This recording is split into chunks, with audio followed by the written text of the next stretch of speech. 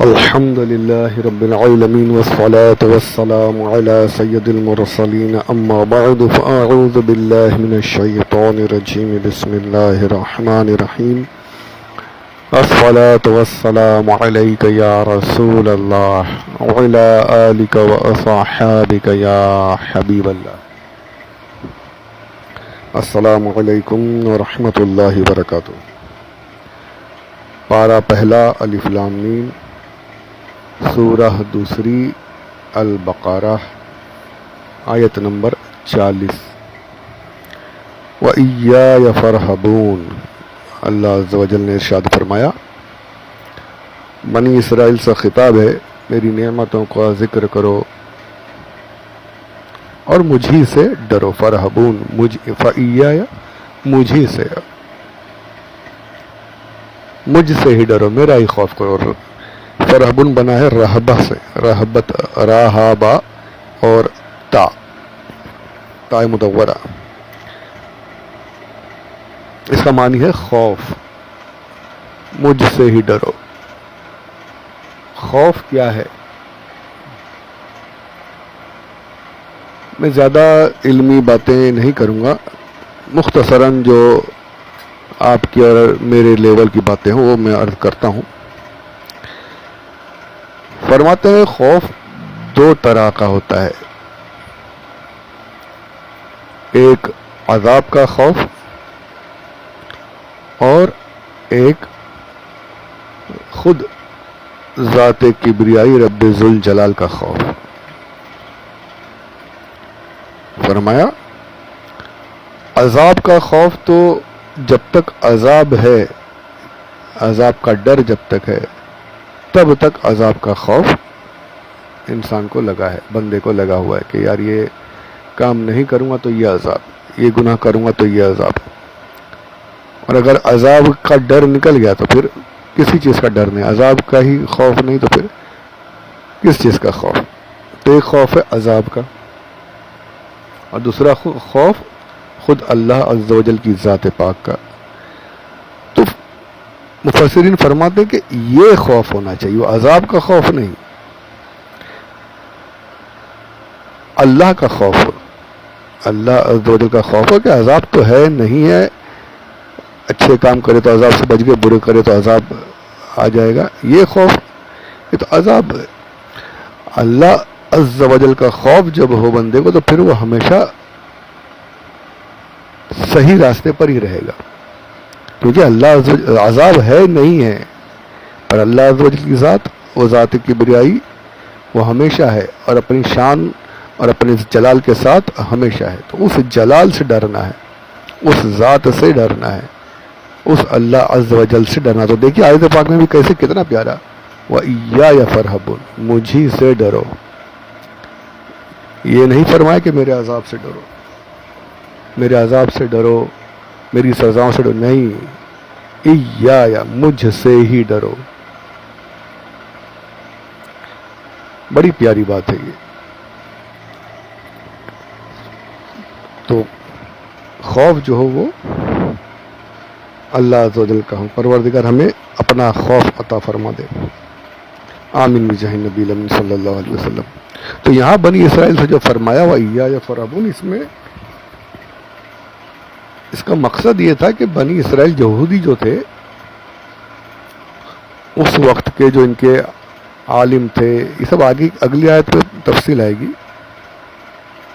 اگلی آیت کا شان نزول یہ بتایا جاتا ہے کہ کعب بن اشرف اور حی بن اخطب وغیرہ جو تھے ان کے بارے میں نازل ہوئی تھی۔ یہ لوگ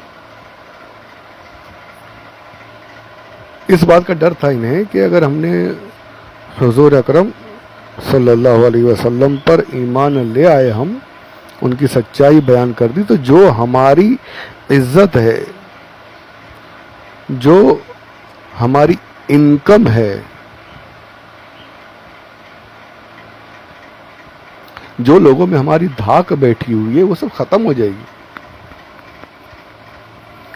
آمدنی بھی بند، عزت بھی ختم، لوگ جا کر ٹرن ہو جائیں گے، محمد صلی اللہ علیہ وآلہ وسلم کی طرف چلے جائیں گے۔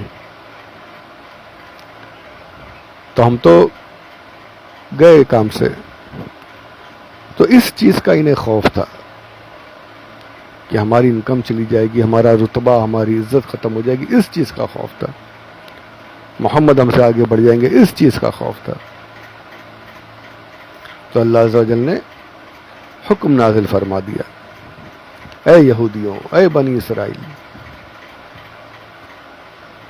کسی کا خوف مت کرو. اگر خوف کرنا ہے، اگر ڈرنا ہے تو مجھ سے ڈرو، مجھ سے ڈرو، اپنے رب سے ڈرو، کسی اور سے نہیں.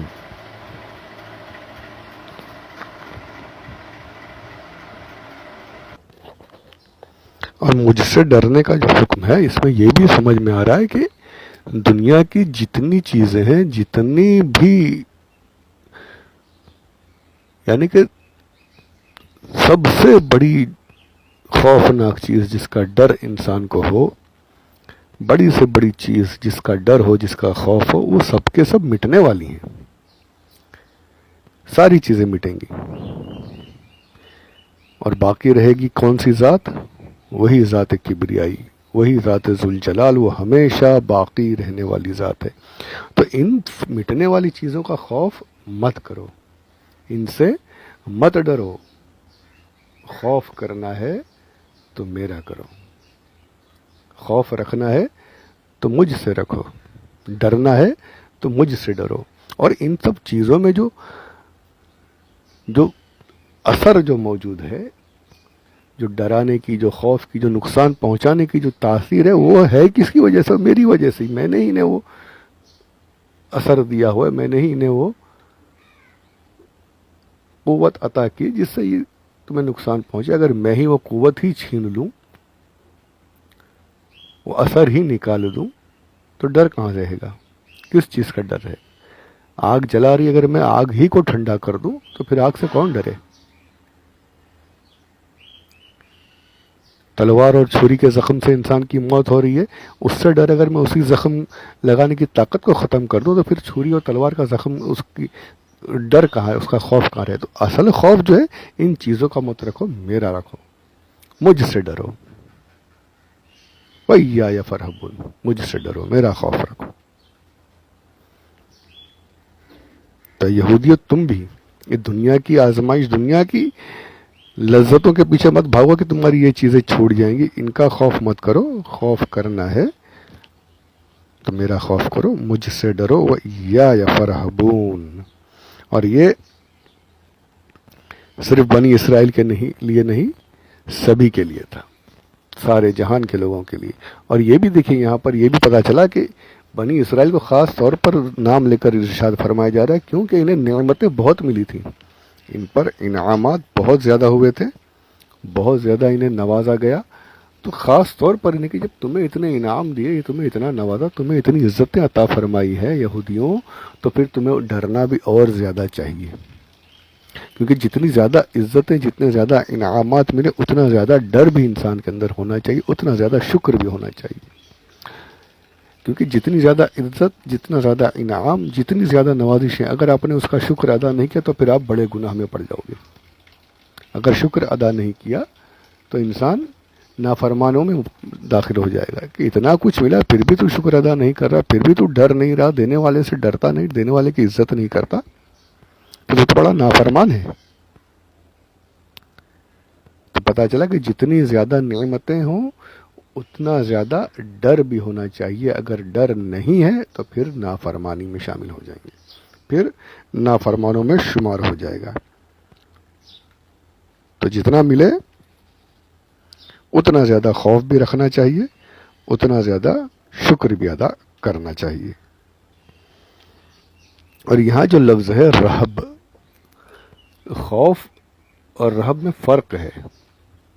خوف سمجھ لیجیے کہ اسٹارٹ ہے کہ اللہ سے ڈر کر، اللہ سے ڈر جانا، یہ اسٹارٹ.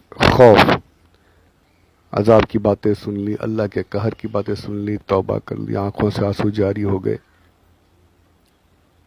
یہ خوف ہے. اور رہبت کیا ہے کہ اس خوف کے بعد بھی اللہ عز و جل کی ذات کو یاد کر کے گناہوں سے دور ہو جانا، گناہوں کی طرف جانا نہیں، گناہوں سے بچنا. یہ ہے رہبت.